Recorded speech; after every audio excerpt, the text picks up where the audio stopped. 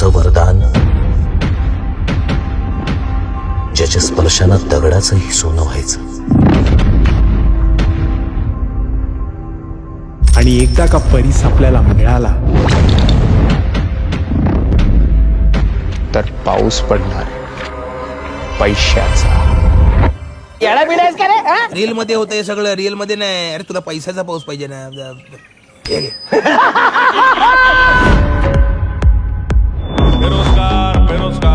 परब म्हणजे खायचो तू मालवणचं तुम्ही खायचे हळवल हळवांचं बाटलीत काय?